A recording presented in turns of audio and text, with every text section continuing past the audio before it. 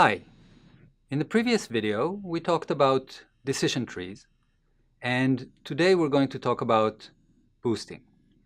But to do this in the right context, we need to talk about the difference between generative and discriminative models. So most of what we talked about so far, PCA and k-means and intrinsic dimension, they're all in the generative domain.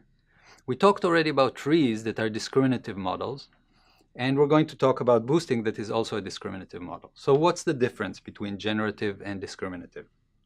Okay, so in order to understand the difference between generative and discriminative modeling, we are going to use a simple toy example. So here is the example. There is somebody calling on the phone, calling a computer, and the human voice is getting to the computer, and now the computer wants to decide whether it's a male or a female. And it's doing it based just on one parameter, which is the pitch of the voice. Okay, so we have male as a decision or female. And intuitively, what we need is to find some threshold above which, if the pitch is above that threshold, we would say it's a female. And if it's below that threshold, we would say it's a male. Okay, so how are we going to find that threshold?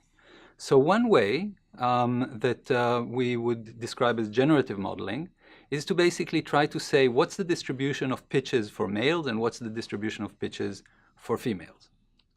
And so suppose we have a data set down there, and suppose that we measure for each set, we measure the mean and the standard deviation or variance. Okay, so we have those, and now we are making the assumption that because we don't know anything more, we're just going to use normal distribution. That's a very common assumption. So that means that we assign probability of being in each class to each pitch. Okay, so we have this probability distribution and that probability distribution. Given those probability distributions, we can decide on the optimal threshold. And that would be where these graphs intersect. Okay, so that would tell us if it's above that threshold, we're more likely to be a female. Below that threshold, we're more likely to be a male. So that is the generative model approach. So the important thing is that we're thinking about a model that is actually generating random samples from the distribution that we're observing. The approach that was started seriously by Vapnik in 1985 is completely different. It basically says, I don't really care what the distribution is. I just care about what's the error of my threshold. Okay, so I can just look at all possible thresholds as they were passing through and then decide based on them where do I have the smallest number of mistakes. So I can draw a different graph in this case, which is the number of mistakes. And what you see here is the number of mistakes for a threshold where the female's pitch is higher than the male's. And this black line is where the male is higher than the female. So the black line is clearly much worse. And in terms of the choosing the best, we can either choose the minimum here or we can choose the minimum here. The theory at that level doesn't really tell us what to do between these two. Just choose one of them and use that threshold. Okay. So this would be this threshold or that threshold. Now, it seems like that's not really a very good way to use the data, because if we can model it really as a normal distribution, then we can get much better results. However, the problem is that we don't really know that the distribution is normal. And in most cases in real life, the distribution doesn't behave exactly like the normal distribution. So here is an example. Suppose that we have males here and females here. That's the majority of the people. And then we have a few males and females that have extremely high-pitched voice. Okay, and that doesn't really matter whether they're males or females. So those are kind of outliers, and we would rather not look at them too much. Basically, we can just give up on them. But on the males here, right, What will happen if we do the generative approach with the Gaussians? We'll have a mean and a variance for one and a mean and a variance for the other. We'll draw distributions according to those, and then we'll choose a threshold. And what is the result is that this threshold is really a very poor threshold, right? Because it is incorrect on all of these females and just gains us it doesn't even help us on these males, right? So it doesn't really help us, right? So this threshold, even though it's in some sense optimal, it is actually pretty bad. So how can you combat that?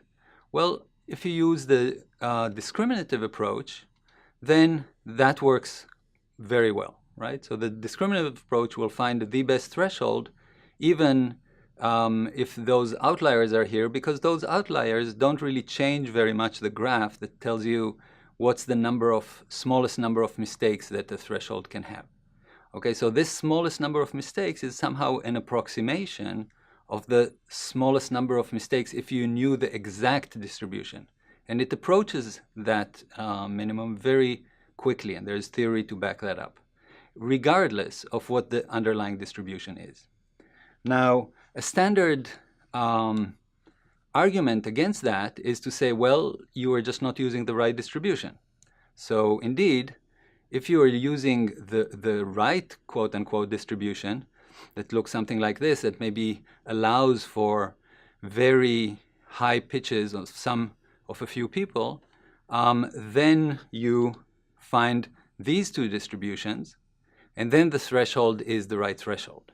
Okay, so that seems to contradict that this is the right thing to do. However, the hidden problem here is that we might not even have enough data to know what is the right distribution. And we want to make the decision regardless. So the way that Vapnik says it, if you have a problem of making the right decision, don't make it an even harder problem of identifying the distribution. Okay, so there is an important difference here between what is called traditional statistics and modern machine learning. So in traditional statistics, you have data, and you do some analysis of the data, and from that you generate some kind of model of the world or estimate the state of the world. And then when you have to make a decision, you use decision theory to translate this estimate into a decision. The new approach of machine learning basically skips over estimating the world state. Okay, so it basically says, I have data and I'm going to make a prediction, and I'm not really going to worry about whether what I have here in the middle is a model of the world or not. Okay, so in some sense, this is very powerful because this is the way boosting works, and this is the way essentially neural networks work. But in another way, it is very fragile because it doesn't really reveal anything substantial about the world. To compare them in a table, we can think about generative models versus discriminative model in terms of goal, that one is probability estimate, the other is classification rule. In terms of how we measure performance, in one case we measure performance by likelihood, and the other one misclassification rate. And in terms of mismatch problems. So in generative, the problem of outliers can be very significant because these are elements that appear, samples that appear in places where the probability is extremely small. On the other hand, in discriminative, these are just misclassification like anything else. So they're not particularly important. You don't really have to get rid of the outliers because they will just be some additional mistakes. Okay. So to summarize, generative models, the goal is to explain how the data is generated. And in discriminative models, the goal is to predict the property of the data. Generative models can be much more accurate if they are correct. So if you basically are using the right class of models. But discriminative models are more robust against poor modeling or poor outliers. Or basically, they don't depend so strongly on the assumptions that you make when you design. Of course, they depend somewhat, but much less extremely than generative models. So next, we're going to go and talk about my favorite discriminative model, which is boosting. See you then.